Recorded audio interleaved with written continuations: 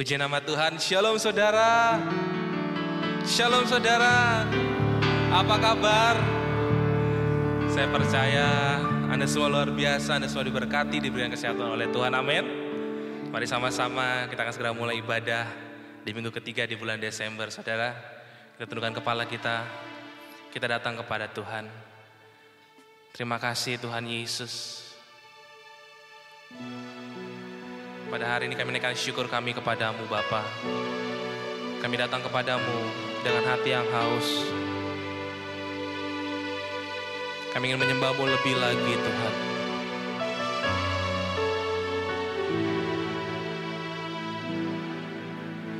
Aku hendak bersyukur pada Tuhan karena keadilannya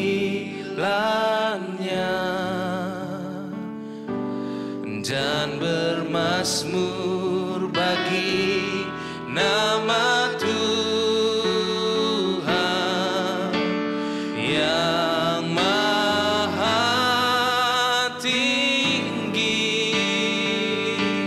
Ya Tuhan, Tuhan kami, betapa mulianya namamu, Tuhan kami, dimuliakan atas seluruh bumi.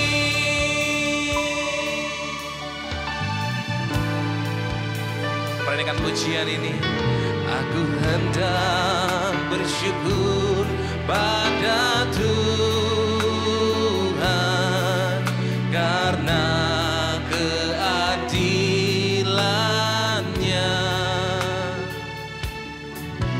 dan bermazmur bagi nama Tuhan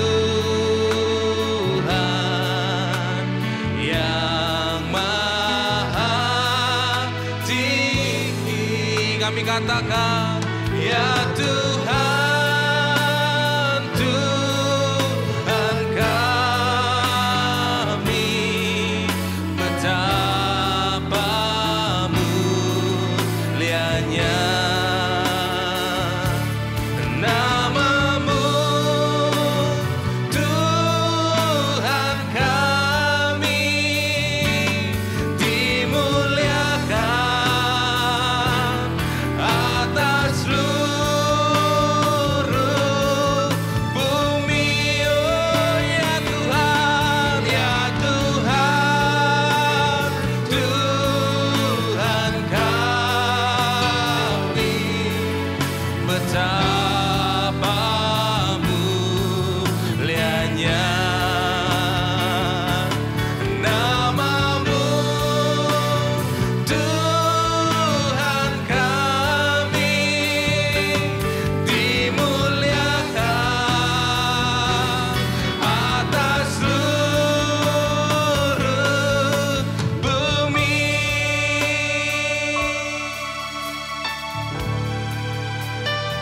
Aku hendak bersyukur pada Tuhan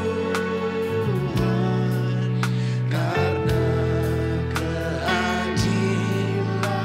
Kami katakan Tuhan, dan bermazmur bagi namamu, bermazmur bagi nama Tuhan yang maha.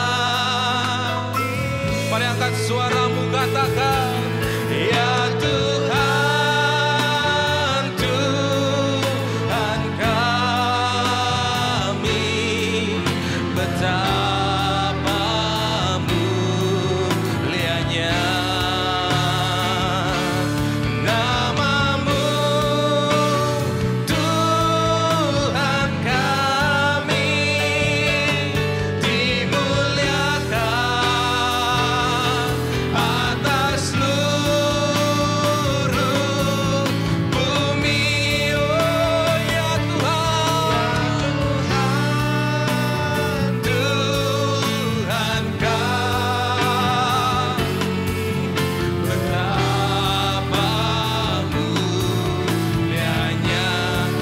hanya namamu Tuhan. Tuhan kami dimuliakan atas seluruh bumi. Lebih lagi ya Tuhan, ya Tuhan.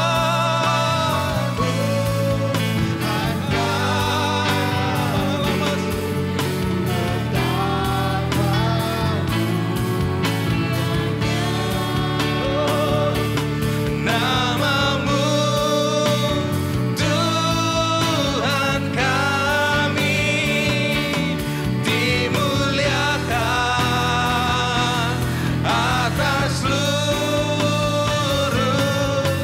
bumi. Katakan ya Tuhan, Tuhan kami. Mari naikkan pujian ini dengan segenap hatimu saudara.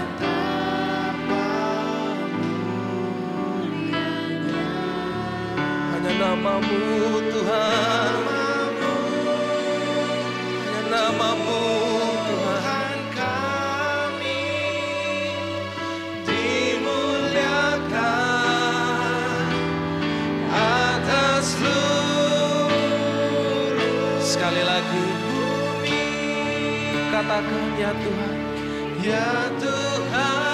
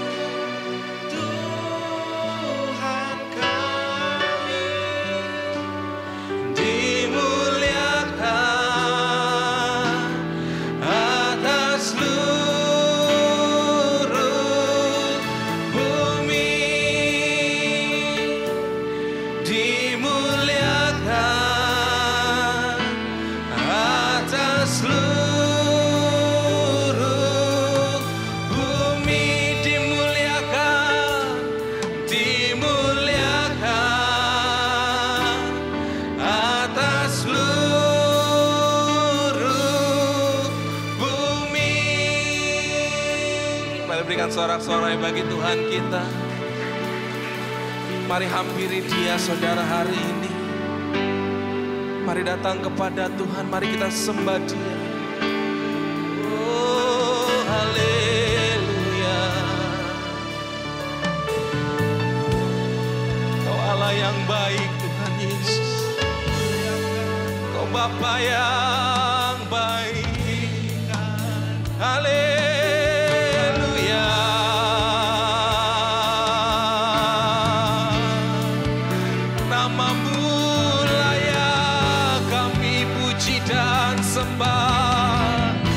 Hanya namamu Tuhan, hanya namamu Tuhan. Terima kasih Yesus, terima kasih Tuhan.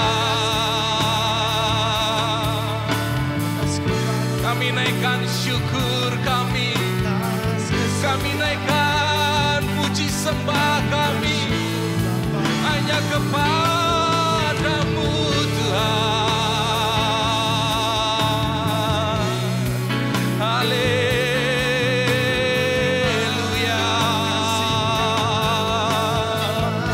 haleluya, haleluya. Oh, terima kasih Tuhan. Terima kasih Tuhan. Terima kasih Tuhan. Nyanyian pujian bagimu, nyanyian sembah bagimu Yesus. Haleluya, haleluya. Terima kasih Tuhan. Terima kasih Tuhan. Terima kasih Tuhan.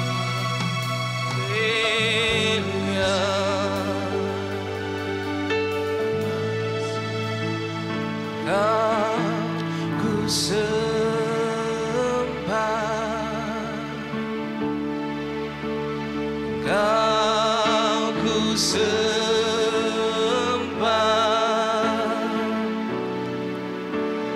Kau ku sembah,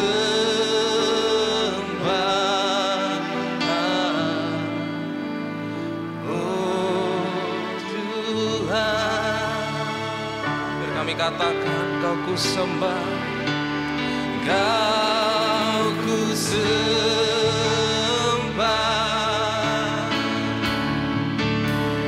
Kau ku sembah,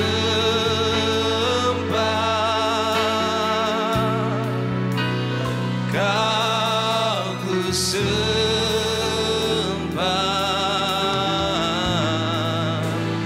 oh Tuhan. Mari angkat suaramu lebih lagi, sembah Dia, katakan, Kau ku sembah, Kau ku sembah,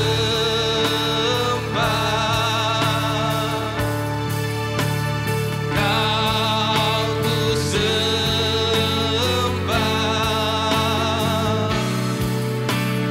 Kau ku sembah,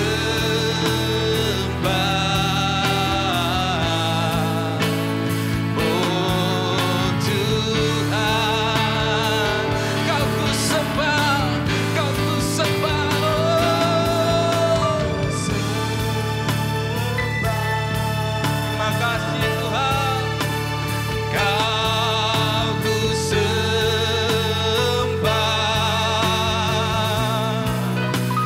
Kau ku sembah,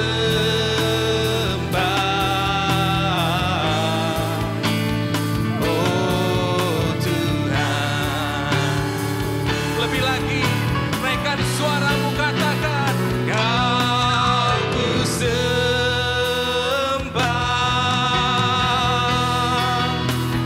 Kau ku sembah,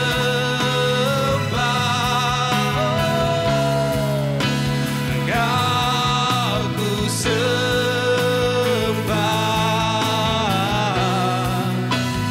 oh Tuhan. Kau ku sembah, Kau ku sembah, Kau ku sembah,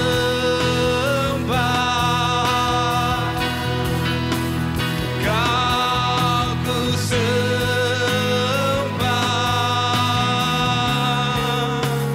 Kau ku sembah,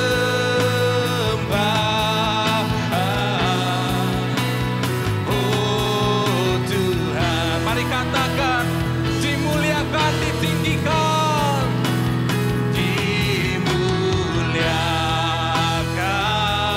amin, ditinggikan,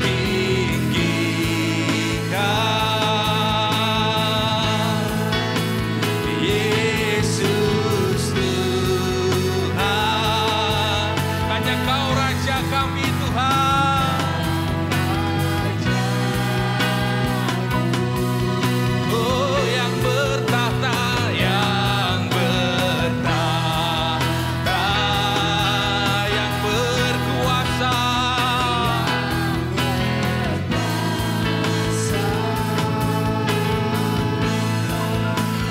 Yesus Tuhan, Kau Raja. Biar kami katakan, dimuliakan, dimuliakan,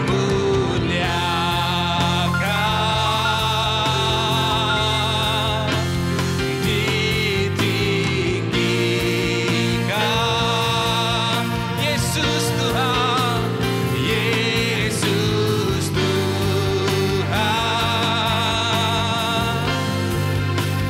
Kau Rajaku yang bertahta,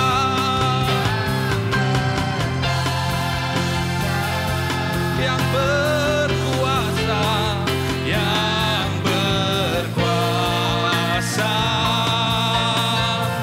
Saya serahkan kepada hamba-Nya, Yesus Tuhan, Kau Raja, Yesus Tuhan, Kau Rajaku, Yesus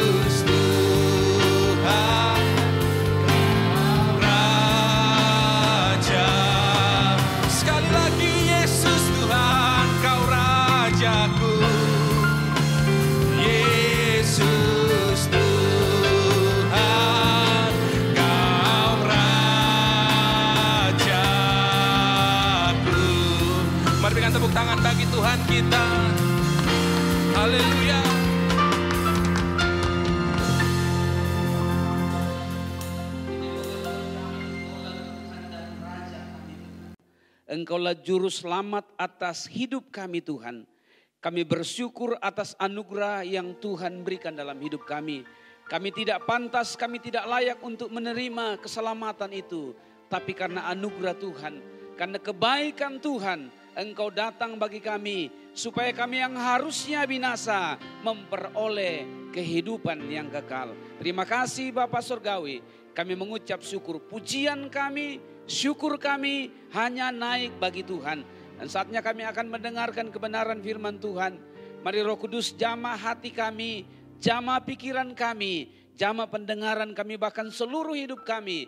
Untuk kami siap mendengarkan firman Tuhan. Sehingga setiap firman yang kami dengarkan bersama menjadi seperti benih yang tumbuh di tanah yang subur. Demikianlah firman Tuhan akan tumbuh di hati kami, berbuah dalam hidup kami. Kami jadi pelaku kebenaran firman Tuhan. Pengurapan-Mu atas hamba-Mu, pengurapan-Mu atas setiap kami yang dengar firman-Mu pada saat ini Tuhan. Di dalam nama Tuhan Yesus kami berdoa mengucap syukur. Haleluya. Amin. Puji Tuhan.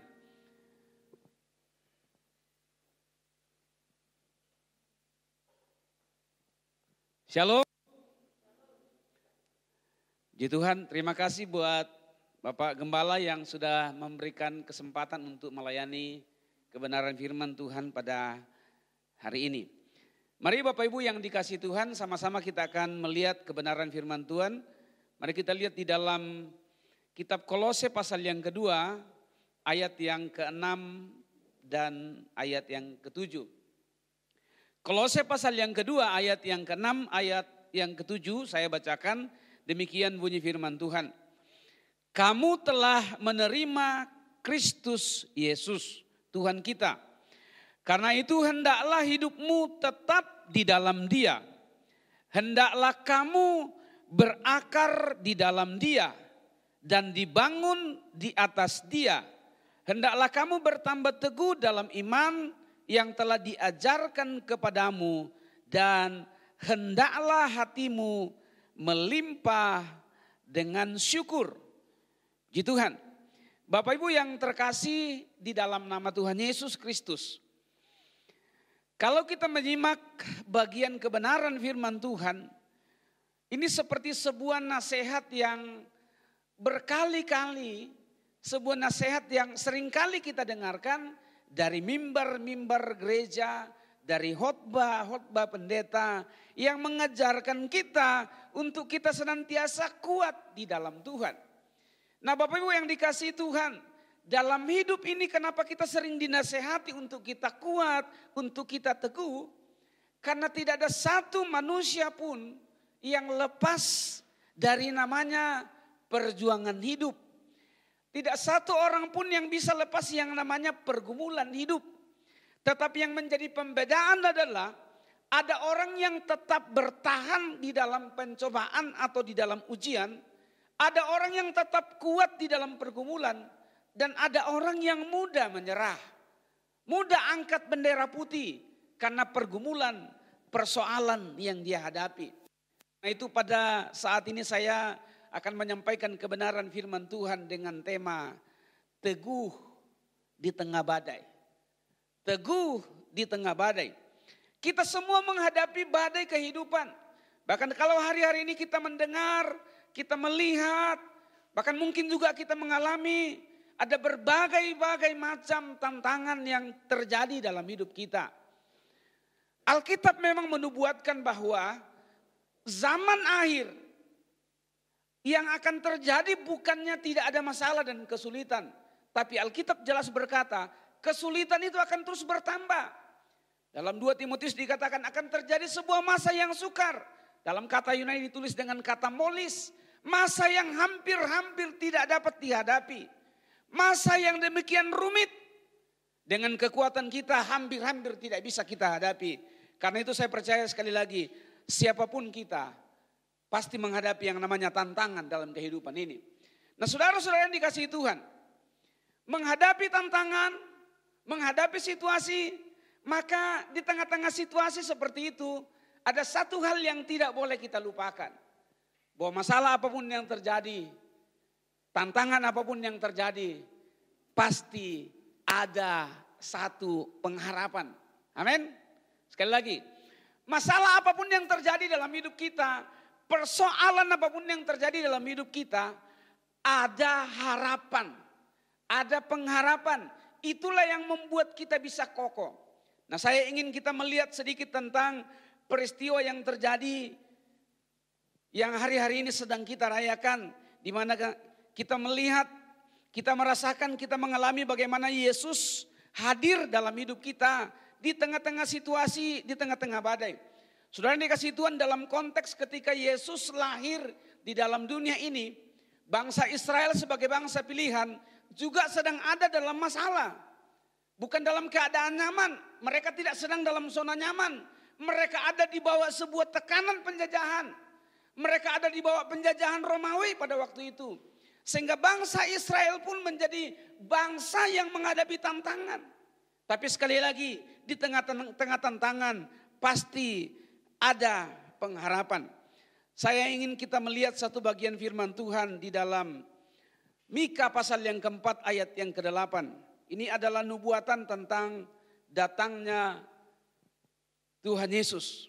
Dan engkau, hai menara kawanan domba, Mika 4 ayat 8. Hai bukit putri Sion, kepadamu akan datang dan akan kembali pemerintahan yang dahulu, kerajaan atas putri Yerusalem. Bapak Ibu Saudara yang dikasihi Tuhan, ketika kita mengenang kembali, merayakan kembali tentang peristiwa Natal, ada satu pertanyaan yang seringkali mungkin muncul dalam pemikiran kita. Kenapa Yesus lahir di kandang domba?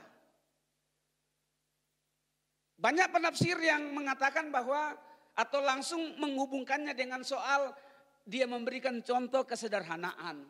Dia datang dalam wujud dia menderita ganti kita. Tapi ada satu hal yang saya ingin sampaikan pada saat ini, Bapak Ibu yang dikasihi Tuhan. Saya yakin tidak ada yang kebetulan dalam segala peristiwa dalam hidup kita. Amin. Ketika Yesus lahir di dalam dunia ini, kenapa dia lahir di sekitaran kandang domba yang di dalam pembacaan tadi yang dibuatkan oleh firman Tuhan disebut dengan menara kawanan domba. Atau dalam bahasa Ibrani Migdal Eder. Migdal Eder ini adalah menara kawanan domba. Dan di Migdal Eder ini merupakan satu kawasan tempat memelihara setiap domba, setiap hewan yang nantinya akan dijadikan korban di bait suci. Sekali lagi, Migdal Eder adalah sebuah tempat yang dimana setiap domba, setiap binatang dipelihara dan dalam jangka tertentu, kawasan tertentu, semua yang lahir di situ itu akan diseleksi untuk dikorbankan. Artinya tidak boleh ada orang yang berkata, nggak bisa dikorbankan ini punya saya. Kalau dia lahir di wilayah itu, di Migdal Eder itu pasti dikorbankan. Kalau kita membaca sebuah tradisi Yahudi dalam Mishnah, di sana dijelaskan, Mishnah itu adalah tradisi lisan Yahudi yang bersumber dari cerita dari mulut ke mulut tentang sebuah peristiwa yang disebut dengan bagian dari Taurat yang tidak tertulis. Diceritakan dari mulut ke mulut, lalu akhirnya dibukukan. Itulah yang namanya Mishnah. Nah, dalam Mishnah dicatat bahwa kawasan itu menjadi kawasan wajib bagi semua yang lahir di situ akan dikorbankan. Itu kawasan khusus. Nah, saudara yang dikasihi Tuhan, tidak salah kemudian ketika Yohanes Pembaptis melihat Yesus datang, lalu dia berteriak kepada murid-muridnya, kepada orang-orang di situ, dia katakan, "Ide ho amnos toteu, ho airon ten hamartian." Lihatlah anak domba Allah yang mengangkat dosa dunia. Sebuah perkataan profetis yang terkait dengan Mika pasal 4 ayat ke-8. Bahwa karena Yesus lahir di kandang domba, Yesus lahir di kawasan Migdal Eder, maka dia wajib dikorbankan. Dia wajib untuk dibawa ke bait suci. Dan itulah korban yang sempurna, anak domba Allah. Ketika Yohanes melihat sekali lagi, yang dia lihat adalah seorang korban yang sempurna. Maka kata-kata profetis itu sekali keluar. Lihatlah anak domba Allah yang menghapus dosa dunia. Itulah pengharapan terbesar yang harusnya dinikmati, diterima oleh orang-orang Yahudi. Meskipun sampai hari ini menurut info yang saya dengar baru sekitar 3% ya, yang menerima Yesus, mengakui Yesus sebagai Tuhan, sebagai Mesias. Masih cukup banyak mereka yang belum menerima itu. Masih cukup banyak yang belum dibukakan untuk memahami sebetulnya Yesus itu adalah Mesias yang dijanjikan Tuhan. Sehingga saya katakan tadi bahwa pengharapan yang ada, yang kita miliki di tengah-tengah tantangan hidup. Pengharapan itulah yang menjadi sebuah tujuan kita, bahwa karena ada harapan maka kita tetap bertahan. Karena ada harapan maka kita terus berjuang. Kalau tidak ada harapan, tidak akan ada semangat orang untuk berjuang. Karena itu Bapak Ibu yang dikasihi Tuhan, sekali lagi, di tengah-tengah badai, di tengah-tengah tantangan, kita diberikan contoh oleh kehadiran Yesus bahwa kita pasti teguh di tengah badai karena ada harapan yang dijanjikan dalam hidup kita. Amin. Pertanyaannya adalah, apa demikian mudah kita bisa bertahan di tengah badai? Bagaimana kita bisa bertahan di tengah-tengah badai hidup ini? Terus sebagai manusia biasa kekuatan kita terbatas. Sebagai manusia biasa tentu kita berkata, kami tidak sanggup. Kami mau menyerah. Tapi hari ini kita mau belajar dari firman Tuhan tentang prinsip-prinsip bagaimana kita bisa bertahan di tengah-tengah badai situasi yang kita alami. Mari kita lihat yang pertama dalam 1 Tawarik. Kita lihat dalam kitab 1 Tawarik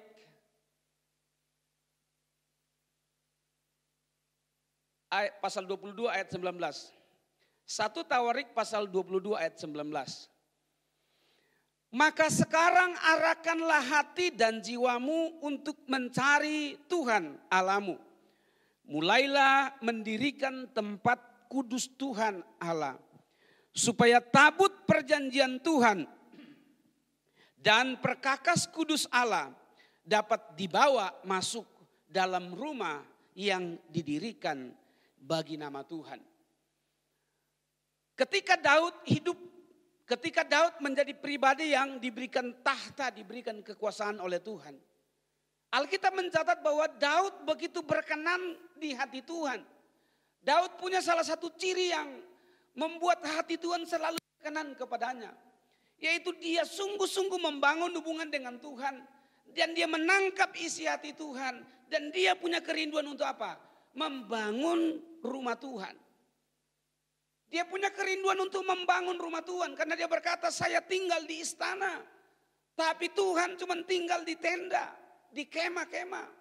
Lalu ketika niatnya itu disampaikan, Tuhan pun kemudian berfirman lewat nabi-nabinya, bahwa bukan engkau yang akan membangun rumah ini, bukan engkau yang akan mendirikan bait suci, tetapi Salomo lah anakmu yang akan membangun bait suci itu. Lalu apa yang terjadi?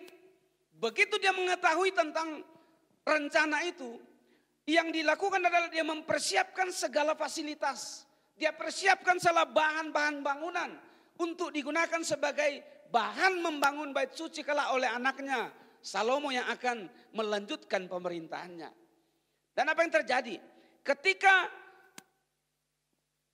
kepemimpinan kemudian beralih, terjadi penyerahan tongkat estafet, Salomo menjadi raja. Apakah Salomo langsung membangun bait suci? Ternyata Salomo pun tidak langsung membangunnya. Kenapa? Karena begitu dia duduk menjadi seorang raja, yang dia hadapi adalah tantangan, masalah, serangan-serangan dari suku-suku sekitar, dari bangsa-bangsa sekitar. Dia kemudian teralihkan perhatiannya, tidak lagi untuk fokus membangun rumah Tuhan seperti yang dimandatkan oleh bapaknya, Raja Daud. Tapi perhatiannya, fokusnya kepada masalah-masalah kerajaan yang sering muncul di tengah-tengah pemerintahannya. Fokusnya beralih untuk bagaimana merumuskan sebuah solusi terhadap masalah-masalah yang terjadi. Dan akibatnya mandat untuk membangun bait suci sepertinya terlupakan sesaat. Nah di tengah-tengah masalah itu kalau kita membaca 1 Tawarik pasal 22 di bagian-bagian awal. Di tengah-tengah problem yang dihadapi, Tuhan datang dan berfirman kepadanya. Lalu dia berkata, maka sekarang, ini sebuah kata peralihan. Mengalihkan perhatian, arahkan hati dan jiwamu untuk mencari Tuhan Allahmu. Mulailah mendirikan tempat kudus Tuhan Allahmu, supaya tabut perjanjian Tuhan dan perkakas kudus dapat dibawa masuk ke dalam rumah yang didirikan bagi nama Tuhan. Salomo punya masalah, kita semua punya masalah. Tapi satu prinsip yang sama yang harus kita lakukan adalah mari kita fokus untuk mencari Tuhan. Mari kita fokus untuk mengarahkan perhatian kita kepada Tuhan. Jangan pernah perhatian kita untuk membangun rumah Tuhan, membangun hubungan kita dengan Tuhan, membangun manusia rohania kita, membangun manusia batinia kita dengan persoalan-persoalan yang ada di sekitar kita. Seringkali fokus kita, perhatian kita dialihkan oleh masalah yang kita hadapi. Dan akibatnya kita tidak fokus untuk ikut Tuhan. Kita tidak fokus untuk mengiring Tuhan. Kita tidak fokus untuk melayani Tuhan. Kita tidak fokus untuk menyelesaikan mandat Tuhan yang diberikan bagi kita. Kalau Salomo diberikan mandat oleh Tuhan lewat bapaknya untuk mendirikan rumah Tuhan, maka mandat kita hari ini jelas untuk mencari jiwa-jiwa, menjangkau jiwa-jiwa bagi Tuhan. Tapi seringkali itu tidak kita lakukan karena fokus kita terabaikan, tujuan kita terabaikan oleh hal-hal yang sepele yang seharusnya tidak perlu terjadi. Kalau seorang pemanah akan melakukan tembakan ke sasaran, maka yang dia lakukan adalah dia pasang kuda-kuda dan dia arahkan. Matanya dia arahkan kepada saran sehingga ketika dia tarik anak panah itu dan dia lepaskan bisa tepat pada sasaran. Tapi ketika dia arahkan panahnya lalu terjadi gangguan, gatal. Nah, pasti meleset gitu. Malah bisa-bisa kena temannya. Kenapa? Karena tidak fokus, tidak konsentrasi. Kita diajar untuk kita fokus kepada Tuhan pada saat ini lewat firman Tuhan. Amin. Ketika Daud mengambil batu lalu dikatakan dia mulai memutar pengali-alinya ya. Bukan ketapel ya, pengali-ali itu seperti di ujungnya ditaruh batu lalu diputar seperti ini. Banyak yang bilang itu Daud terlatih sehingga persis kena di jidatnya Goliat. Tapi saya bilang sebetulnya tidak. Sebetulnya meleset. Waktu dia tembakkan itu dia lepaskan. Batunya Daud itu meleset. Tapi Tuhan datang kasih lurus. Kasih kena di sininya. Persis yang ada lubang di sini. Karena yang lain tertutup. Cuman di sini ada lubang. Dan persis kena lubangnya. Itu Tuhan. Jadi bukan karena Daudnya yang hebat. Tapi Tuhan yang ada dalam Daud. Amin. Karena itu mari kita fokus kepada Tuhan. Kalau kita fokus kepada Tuhan. Bukan kitanya yang hebat. Tapi Tuhan akan memberikan kemampuan. Bahkan yang tidak pernah kita duga. Untuk bisa kita kerjakan. Karena Tuhan dahsyat dalam hidup kita. Seperti Salomo pada akhirnya ketika dia fokus, dia lupakan masalah yang mengganggu dia. Dia fokus bangun rumah Tuhan. Bapak Ibu tahu apa yang terjadi? Ketika rumah Tuhan selesai dan para imam-imam menyelenggarakan ibadah. Istilahnya mungkin pentabisannya pada waktu itu. Ketika mereka menyelenggarakan ibadah turunlah yang namanya Shekinah glory, awan kemuliaan. Dan tidak satu pun yang bertahan berdiri. Semuanya rebah, semuanya ambruk di hadapan Tuhan. Karena Tuhan menunjukkan kekuatan hadiratnya yang luar biasa. Kalau kita fokus kepada Tuhan. Ada perkara-perkara ilahi yang tak pernah kita pikirkan. Itu akan kita alami. Perkara-perkara yang tidak bisa diolah dengan pemikiran kita. Itu yang akan terjadi. Sehingga ketika satu mujizat terjadi kita berkata, wow, kenapa ini bisa terjadi? Mengapa demikian bisa terjadi? Kita hanya bisa berkata semuanya karena Tuhan. Semuanya karena Tuhan. Kita hanya fokus mencari Tuhan. Mencari perkenanan Tuhan. Jangan fokus pada masalah. Maka perkara yang ajaib akan terjadi. Akan menjadi satu berita besar. Seperti Salomo yang membangun rumah Tuhan dikenang di seluruh dunia. Sampai hari ini orang kalau pergi ke sana. Mohon maaf karena saya belum pergi ke sana ya. Jadi doakan supaya saya bisa berhasil pergi ke sana. Konon kalau orang pergi ke sana sampai toki-toki kepalanya di tembok ratapan itu ya. Orang Indonesia pun ikut-ikutan. Doanya pun ada yang dari Indonesia, titip dong doa, lipat kertas, minta jodoh. Dilipat-lipat sampai di sana dimasukkan di lubang-lubang tembok ratapan. Dipikirnya kayak di Indonesia. Kalau di Indonesia kan kalau siapa yang ada pergumulan, silakan tuliskan di kertas. Setelah acara ibadah bubar, tim doa mulai berkeliling. Kalau pokok doanya banyak mungkin tidak dibaca satu-satu. Tapi paling tidak menumpangkan tangan dalam nama Yesus. Apapun yang menjadi pergumulan yang tercatat dalam kertas ini. Engkau jamah, engkau buka jalan, wah dan seterusnya. Tapi di sana yang datang bukan para imam datang tumpang tangan doa-doa orang Indonesia itu. Tapi yang datang tukang sampah. Dia ambil kertas-kertas itu. Lalu dia kumpulkan, dibuang ke tempat sampah. Itu yang terjadi. Ya, jadi kalau ke sana nanti saya tidak perlu titip doa gitu. Kalau Pak Gembala sudah pulang dari sana, saya tidak tahu apakah ada yang menitip doa waktu Pak Gembala pergi ke sana gitu ya. Haleluya. Ya kalau ada yang sempat menitip doa, tidak usah merasa bersalah, biasa ya nggak apa-apa gitu. Nah, jadi intinya adalah mari kita fokus kepada Tuhan supaya kita tetap teguh di tengah-tengah badai hidup ini. Yang kedua, Yakobus pasal 1 ayat yang ke-12.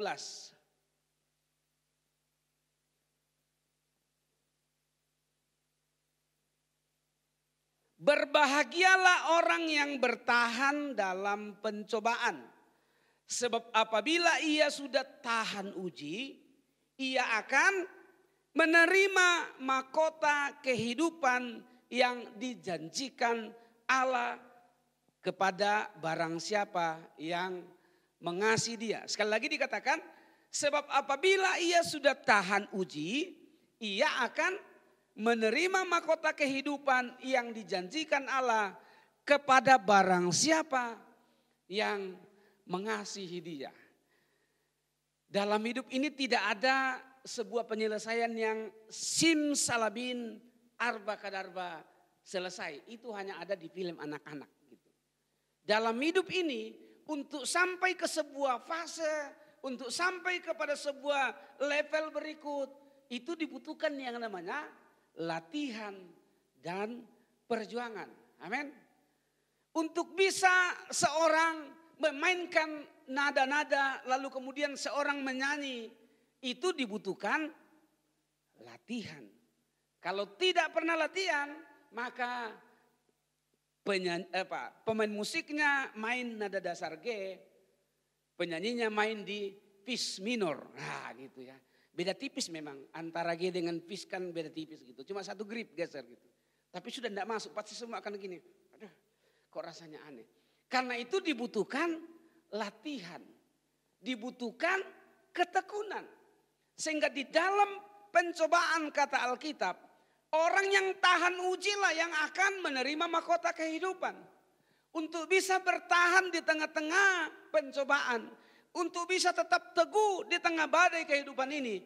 Maka kita harus belajar untuk kuat menahan berbagai tantangan dalam hidup ini. Tidak boleh kita bermental kerupuk. Baru hadapi masalah sepele, mulai ngambek tinggalkan Tuhan. Baru hadapi persoalan kecil, mulai ngambek, tidak mau lagi melayani Tuhan. Tidak mau lagi mengikut Tuhan. Mau tinggalkan Tuhan. Hanya gara-gara jodohnya tidak dijawab oleh Tuhan. Dia mau tinggalkan Tuhan. Hanya gara-gara doanya tidak dijawab oleh Tuhan. Dia mau tinggalkan Tuhan. Itu orang yang tidak mengalami yang namanya tahan uji di dalam sebuah perjuangan. Kita harus belajar sekali lagi untuk menahan berbagai tantangan dalam hidup ini. Seorang yang mau naik ke kelas 2, maka dia mesti ikut ulangan kelas 1. Dia mau naik ke kelas 3, ikut ulangan kelas 2. Meskipun dulu ada yang suka lompat kelas katanya. Tapi secara normal, secara wajar, semua harus melewati proses. Semuanya membutuhkan sebuah latihan. Ya, kalau lihat si Aderai ya, itu teman saya. Karena kan kita harus bersahabat dengan semua orang. Jadi Aderai itu juga teman saya. Meskipun dia nggak kenal saya gitu.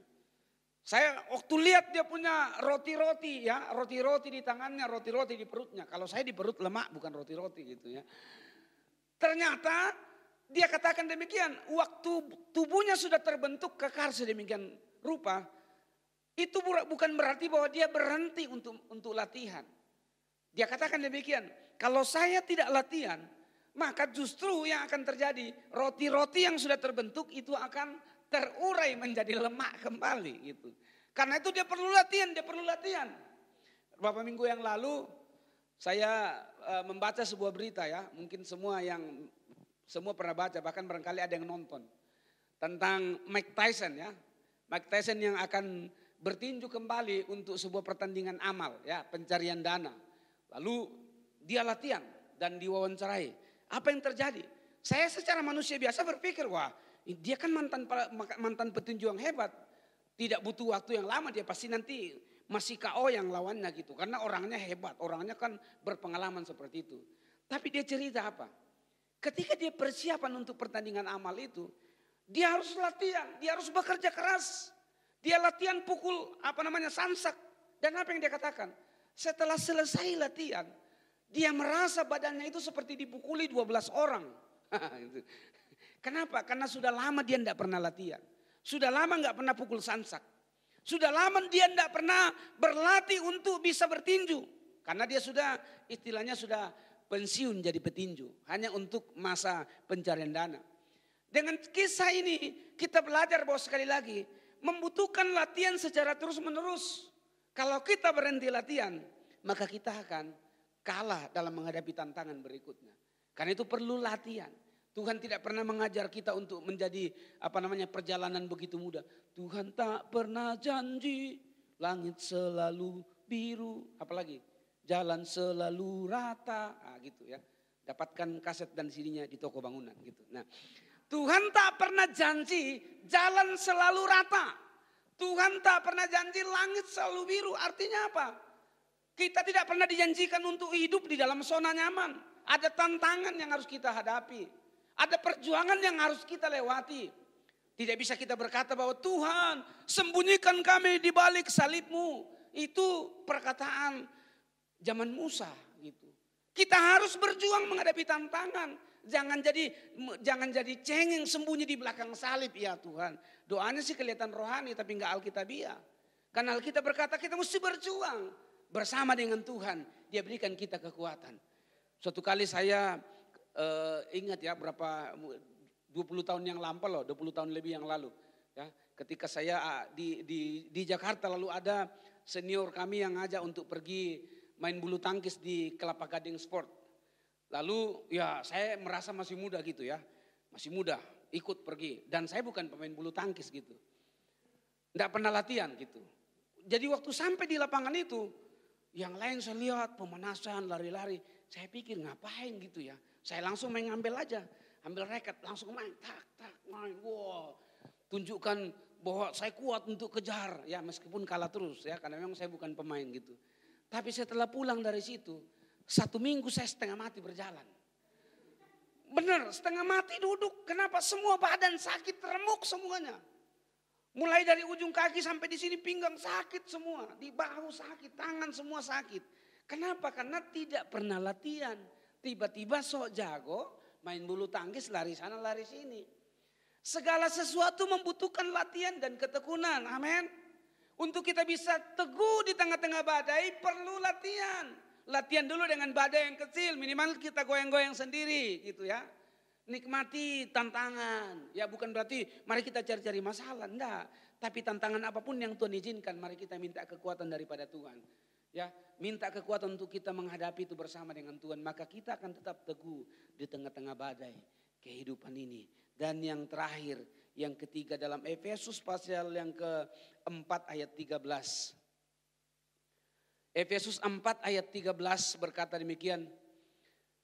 Sampai kita semua telah mencapai kesatuan iman dan pengetahuan yang benar tentang anak Allah. Kedewasaan penuh dan tingkat pertumbuhan yang sesuai dengan kepenuhan Kristus. Untuk kita tetap teguh di tengah badai, kita harus fokus kepada Tuhan. Fokus untuk mencari perkenanan Tuhan. Fokus untuk mengiring Tuhan. Untuk kita tidak mudah alihkan perhatian kita dengan masalah-masalah sekitar kita. Untuk kita bisa tetap kuat di tengah badai, teguh di tengah badai, kita perlu berlatih menghadapi tantangan itu. Kita perlu latihan untuk menahan berbagai tantangan itu. Sehingga ketika kita melewati tantangan yang satu, kita bisa melewati tantangan yang berikutnya. Kita bisa menaiki tangga yang satu, maka kita bisa menaiki tangga berikutnya. Dan yang terakhir adalah untuk kita bisa tetap teguh di tengah-tengah badai, maka kita mesti mengalami yang namanya bertumbuh dan berbuah. Bukan hanya berdaun lebat, tapi bertumbuh dan berbuah. Ketika Yesus lewat bersama dengan para muridnya, lalu dia melihat pohon ara. Dia cari-cari buahnya. Ternyata Alkitab berkata tidak ada satu buah pun yang didapati. Lalu kemudian Yesus mengutuk buah itu. Secara logika aneh. Kenapa? Yesus kan maha tahu, harusnya dia tahu bahwa pada zaman itu bukan musim buah ara. Gitu ya. Bukan musim buah ara, kok cari buah pohon ara, cari buahnya gitu. Udah begitu nggak dapat, yang dipersalahkan adalah pohon aranya. Tentu dari sudut pandang yang berbeda kita bisa melihat bahwa ada satu pesan penting. Pertama, dia menunjukkan kehebatan kemahakuasaannya, bahwa dia menjadi penguasa atas alam semesta. Lalu yang kedua, Yesus sebetulnya memberikan sebuah pesan yang saya menangkap. Ini tentu hasil penafsiran gitu. Memberikan sebuah pesan bahwa seharusnya kita tidak sekedar seperti pohon ara yang berdaun lebat. Sok rohani, sombong rohani, kelihatannya hebat luar biasa. Tapi kita tidak pernah menghasilkan buah. Kita tidak bertumbuh dengan baik. Karena tanaman-tanaman yang kelebihan daun, yang berdaun lebat, itu justru kadang-kadang tidak menghasilkan buah yang bagus. Karena itu kadang-kadang pemilik tanaman perlu memangkas, ya, perlu dipotong yang lainnya supaya semua bisa kena sinar matahari. Karena dia terlalu lebat, itu justru menghalangi buahnya untuk keluar secara maksimal. Bertumbuh di dalam Tuhan harus disertai dengan buah. Saudara dikasih Tuhan, ketika Tuhan menciptakan manusia pertama kali, Adam dan Hawa, bukan Adam dan Joni ya. Ya, Adam dan Hawa gitu. Ketika dia ciptakan Adam dan Hawa, hanya Adam dan Hawa yang bisa ketemu muka dengan Tuhan. Betul tidak? Di Taman Eden itu hanya Adam dan Hawa yang bisa bercakap-cakap dengan Tuhan, bertemu muka dengan muka. Karena Alkitab berkata waktu manusia diciptakan segambar, serupa dengan Allah. Serupa dalam karakter. Serupa dalam keilahian. Serupa dalam banyak hal-hal yang positif, yang baik. Tapi Alkitab berkata ketika manusia jatuh dalam dosa, gambar diri Allah rusak, bukan hilang. Karena itu terjemahan dalam Roma 3:23. Semua orang telah berdosa dan telah kehilangan, bukan kehilangan. Dalam naskah aslinya bukan kehilangan, tapi kekurangan. Karena kalau hilang, apanya yang mau dipulihkan lagi? Mengalami kerusakan. Gambar diri Allah dalam diri manusia rusak karena dosa. Karena itu lambangnya mereka diusir dari Taman Eden. Taman Eden itu adalah simbol tentang surga. Tidak ada lagi persekutuan bersama dengan Tuhan karena hubungan manusia terputus karena dosa. Tapi lewat kehadiran Tuhan, lewat kedatangan Yesus Kristus, Sang Putra Natal itu. Tujuannya adalah untuk mengembalikan kita kepada posisi yang semula.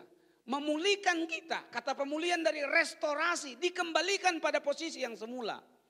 Itu tujuan Tuhan. Posisi yang mana? Kita mau dikembalikan kepada posisi yang semula ke waktu Adam dan Hawa diciptakan, yaitu segambar serupa dengan Tuhan. Pertanyaannya adalah apakah sekarang kita sudah segambar dan serupa? Ya, lihat kiri kanannya. Wih, kau segambar dan serupa? Belum. Kita masih tersinggung. Kita masih marah. Kita masih lemah secara fisik. Kita masih kadang-kadang jatuh bangun. Kita punya kelemahan dan kekurangan masing-masing. Karena itu pertumbuhan yang sedang kita alami adalah pertumbuhan yang Alkitab berkata, bahasa Alkitab menuju kepada kedewasaan penuh. Sampai dikatakan kita mencapai tingkat pertumbuhan sesuai dengan kepenuhan Kristus. Selagi kita dalam dunia ini menghadapi tantangan dan masalah, mari kita terus bertumbuh dan berbuah. Tidak ada alasan untuk tidak berbuah di tengah masa yang sulit. Ketika masa corona datang, saya pikir-pikir kalau secara manusia semua akan berkata, ini masa yang sulit. Ini zaman yang susah. Maka mari kita memikirkan diri kita sendiri. Maka saya percaya akan banyak orang yang akan mati. Kenapa? Karena ada banyak orang yang betul-betul tidak bisa mendapatkan penghasilan. Di PHK, dipecat. Gereja-gereja tutup. Banyak pendeta mungkin yang akan sakit-sakitan. Kenapa? Tidak makan gitu. Tidak ada uang koleknya. Tidak ada persembahan. Tapi puji Tuhan, saudara yang dikasih Tuhan. Saya dengan Pak Gembala di sini menyaksikan. Bagaimana Tuhan menggerakkan ada begitu banyak orang. Yang meskipun dalam kondisi susah hari-hari ini, corona. Tapi banyak orang-orang yang digerakkan Tuhan untuk terus berkorban bagi pekerjaan Tuhan. Untuk terus berkorban bagi anak-anak Tuhan yang lain. Untuk terus memberi bukan dari kelebihan mereka, tapi dari kekurangan mereka sekalipun. Banyak orang-orang yang digerakkan Tuhan untuk berkorban. Dan itu adalah buah yang dihasilkan di tengah-tengah kesukaran. Kalau orang bisa berbuat baik, orang bisa memberi ketika mereka berkelimpahan, itu hal yang biasa. Tapi ketika mereka rugi, ketika perusahaan mereka rugi, lalu mereka memberi, itu yang luar biasa. Itu yang berbuah. Karena itu tidak ada alasan sekali lagi untuk kita tidak berbuah di dalam Tuhan. Di masa-masa sulit ini kita tidak bisa berkata, saya tidak bisa melayani karena ini lagi masa susah. Saya tidak bisa maksimal di dalam Tuhan karena ini masa yang sulit. Saya tidak bisa mengembangkan kreativitas saya karena ini masa yang sulit. Jangankan untuk melayani Tuhan, melayani diri sendiri saja. Tidak ada kesempatan, tidak ada waktu. Itu adalah alasan yang seringkali muncul dan kita alami, kita lihat di sekitar kita. Tapi sekali lagi, Rasul Paulus berkata kepada Timotius, siap sedialah, baik atau tidak baik waktunya. Kita mesti siap sedia. Baik atau tidak baik waktunya, ada masalah, tidak ada masalah, kita mesti tetap berbuah. Karena apa? Natur kita harus terus bertumbuh dewasa. Sifat kita harus terus bertumbuh naik. Mendekati kesempurnaan, naik terus bertumbuh dewasa. Sampai kemudian kita ketemu Tuhan. Dia datang dan menyempurnakan kita. Dia ubah kita dalam tubuh kemuliaan. Kita masuk di surga. Kalau kita nggak sempurna, nggak dewasa, kita nggak layak masuk surga. Siapa yang boleh masuk surga? Hanya orang yang kudus dan suci yang boleh masuk surga. Hanya orang yang segambar dan serupa dengan Allah yang bisa masuk surga. Karena di sana akan bertatap wajah dengan Tuhan. Di sana akan dikatakan ketemu muka dengan muka. Karena itu diperlukan kesempurnaan. Diperlukan kesucian. Dan siapa yang bisa menyempurnakan, menyucikan kita? Inilah proses yang sedang kita alami. Sampai waktunya nanti ketika dia datang, dia menyempurnakan kita. Kesucian kita menjadi sempurna. Sehingga ketika kita sudah diganti dengan tubuh kemuliaan, disitulah baru kita layak dan pantas untuk masuk surga. Kalau masih kayak begini, ya potongan model begini mana layak masuk surga gitu. Nggak cocok lah gitu ya. Karena itu mari kita bertumbuh dewasa. Sampai Tuhan datang menyempurnakan kita. Barulah terjadi yang disebut dengan pernikahan anak domba Allah. Pernikahan antara Kristus sebagai kepala gereja dan kita sebagai tubuhnya, sebagai gerejanya. Terjadi kesempurnaan. Karena itu sekali lagi hari ini, mari kita bertumbuh. Mari kita berbuah meskipun ada tantangan. Meskipun ada masalah. Tidak menghambat kita untuk kita bertumbuh, berbuah di dalam Tuhan. Amin. Mari kita berdoa. Haleluya. Terima kasih Tuhan. Terima kasih Bapak. Terima kasih Roh Kudus. Betapa hati kami bangga memiliki Allah seperti Engkau. Betapa hati kami berkobar-kobar seperti para gembala di padang yang begitu mendengar berita sukacita, berita harapan, hati mereka berkobar-kobar. Dan mereka bersegera untuk pergi menjumpai sang anak, sang putra Natal itu. Di tengah-tengah pergumulan kami percaya selalu ada harapan. Seperti orang-orang Yahudi yang selalu mendapatkan harapan. Sehingga ketika Yesus lahir di Migdal Eder, menara kawanan domba. sebagai suatu tindakan profetis bahwa Yesus akan dikorbankan sebagai anak domba yang sempurna, yang menyempurnakan segala korban-korban orang Israel. Demikianlah engkau berkorban bagi kami. Dan kami belajar bahwa di tengah-tengah situasi apapun, kami punya harapan sehingga kami harus tetap teguh di tengah-tengah badai hidup ini. Karena itu kami mau fokus mencari Engkau. Kami mau fokus untuk mengenal Engkau. Kami mau fokus mengalami Engkau dalam hidup kami. Kami mau fokus untuk kami terus mengalami perjumpaan pribadi dengan Tuhan. Sehingga bukan sekedar menjadi tradisi ketika kami beribadah, ketika kami datang di rumah Tuhan. Tapi sungguh kami mengalami perjumpaan pribadi dengan Tuhan. Tuhan ampuni kami kalau kadang-kadang perhatian kami teralihkan kepada persoalan-persoalan kehidupan kami yang sifatnya hanya sementara. Ada begitu banyak masalah yang seringkali mengalihkan perhatian kami. Tapi biar hari ini kami membangun satu komitmen yang baru. Kami mau fokus dengan Tuhan. Kami mau lebih lagi Tuhan memandang kepadamu. Karena Engkaulah harapan kami Tuhan. Ampuni kami kalau kadang-kadang kami mudah menyerah ketika kami hadapi tantangan. Tapi biarlah lewat firman-Mu kami boleh mengambil satu komitmen yang baru. Bahwa kami mau bertahan, kami mau berlatih menghadapi tantangan apapun. Karena sebuah kemenangan itu diraih bukan dengan mudah tapi lewat sebuah latihan. Sehingga ketika ada tantangan kami melihatnya itu sebagai proses latihan. Proses sekolah kehidupan yang Tuhan sedang kerjakan dalam hidup kami. Dan pada akhirnya kami harus tetap tumbuh. Kami harus tetap berbuah. Kami harus tumbuh di dalam kedewasaan. Kami harus berbuah menghasilkan karakter-karakter Kristus dalam hidup kami. Supaya kami semakin naik, kami semakin siap untuk menyambut kedatangan Tuhan. Sehingga ketika Tuhan datang, kami bukanlah kanak-kanak rohani. Tapi kami adalah orang-orang dewasa yang kemudian Tuhan sempurnakan. Tuhan kembalikan kami, Tuhan lakukan pemulihan dalam hidup kami secara total. Kami kembali seperti wujud semula. Ketika Tuhan menciptakan manusia segambar serupa dengan Allah. Sehingga kami pantas dan layak masuk dalam surga yang Engkau janjikan bagi tiap-tiap kami. Terima kasih Bapa. Berkati firman-Mu di dalam hidup kami. Berkati umat-umat-Mu yang mendengarkan firman ini Tuhan. Sehingga biarlah Engkau yang tidak bisa dibatasi dengan ruang dan waktu. Engkau menjamah setiap yang mendengar firman ini. Sehingga mereka terus berkobar-kobar untuk terus mengiring Tuhan. Mengikut Tuhan. Bertumbuh, berbuah di dalam Tuhan. Nama Tuhan dipermuliakan. Terima kasih Bapa. Terpujilah nama-Mu, kami mengucap syukur atas firman-Mu. Di dalam nama Tuhan Yesus Kristus kami berdoa mengucap syukur. Haleluya. Amin. Puji Tuhan. Saya kembalikan. Puji nama Tuhan, firman Tuhan yang memberkati kita saudara. Dan tiba saatnya kita akan memberikan persembahan pada hari ini. Nanti cara saudara memberi akan tertera pada layar saudara. Namun sebelum itu kita tundukkan kepala, kita berdoa. Kami bersyukur Tuhan Yesus, kami telah memuji menyembah-Mu Tuhan. Dan kami telah mendengarkan kebenaran firman-Mu. Biar firman-Mu tertanam dalam kehidupan kami Tuhan. Dan kami menjadi pelaku firman-Mu. Dan tiba saatnya Tuhan kami akan berikan persembahan. Kau berkati setiap persembahan kami Tuhan. Untuk pekerjaan, untuk pelibaran kerajaan-Mu. Ini syukur kami dalam nama Tuhan Yesus. Amin. Selamat memberi saudara, Tuhan Yesus memberkati. Mari kita sambut Sang Raja.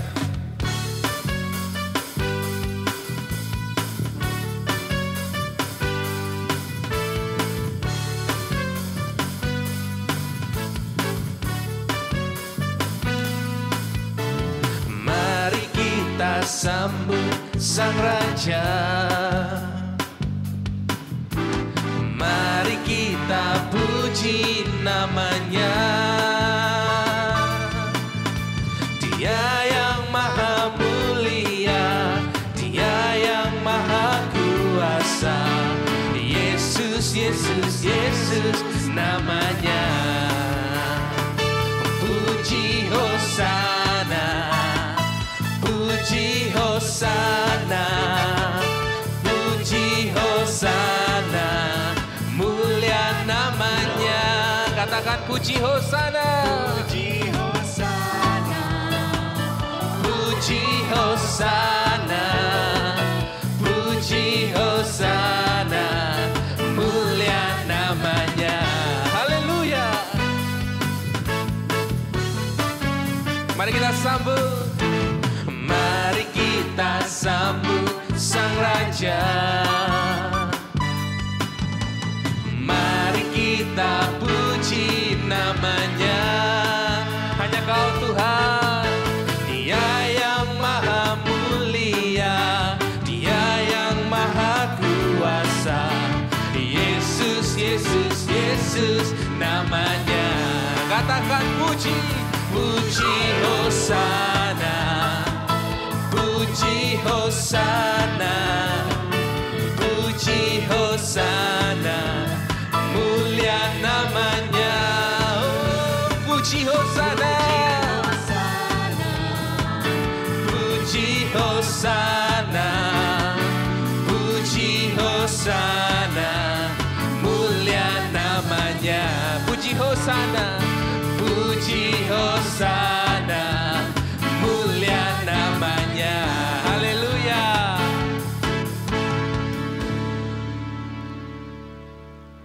Mari sama-sama kita bangkit berdiri, saudara. Kita akan mengakhiri ibadah pada hari ini. Kita angkat pujian doa Yabes. Terima kasih Tuhan Yesus.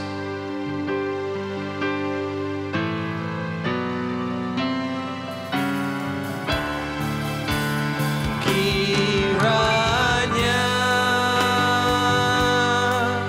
Engkau memberkati aku berlimpah-limpah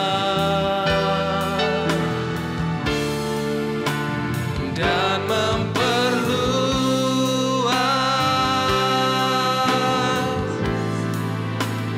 daerahku.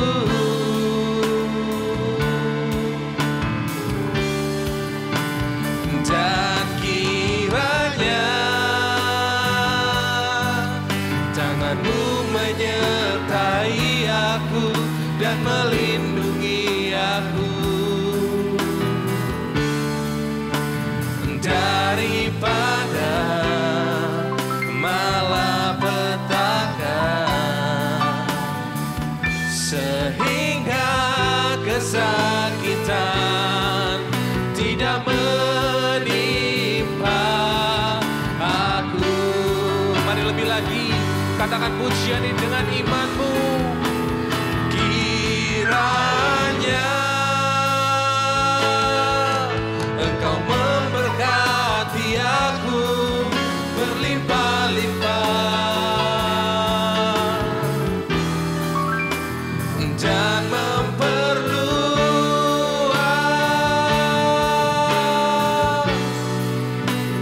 daerahku. Dan kiranya saya serahkan kepada Bapak Gembala. Menyertai aku dan melindungi aku daripada malapetaka, sehingga kesakitan tidak menimpa aku. Dengan imanmu sehingga kesakitan, sehingga kesakitan tidak menimpa aku. katakan lalu sungguh dengan imanmu Sehingga kesakitan tidak menimpa aku.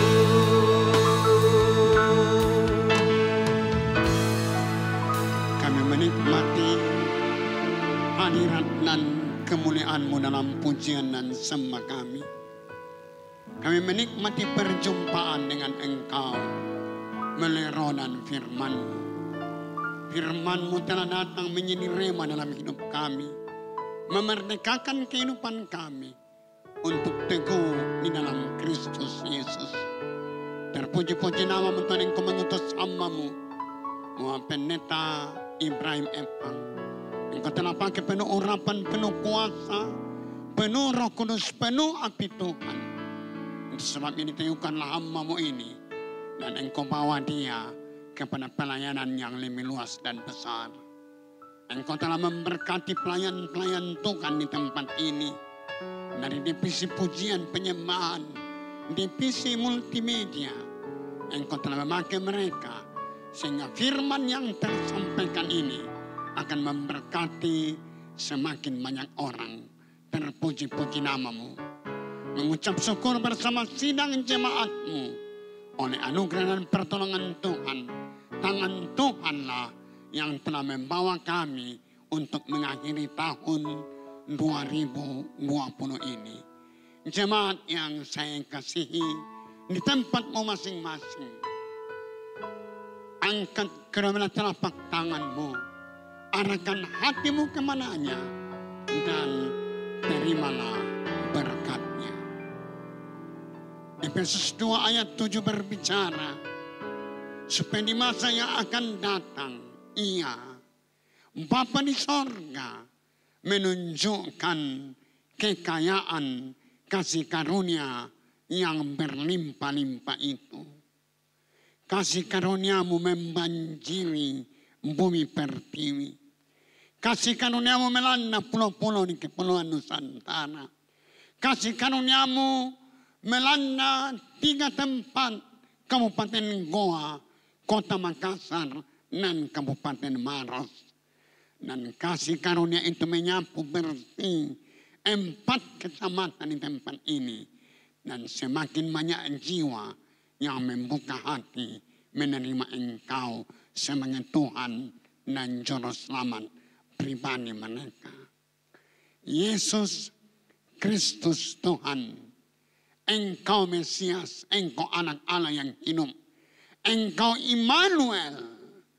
Engkau rela meninggalkan tahta kemuliaan-Mu, menginjakan kakimu di bumi Kima, berjejak di tanah Kima. Engkau datang membaptis kami dengan Roh Kudus-Mu. Kisah Rasul 2 ayat 17 berbicara, pada hari-hari terakhir Engkau akan mencurahkan Roh Kudus-Mu kepada semua manusia.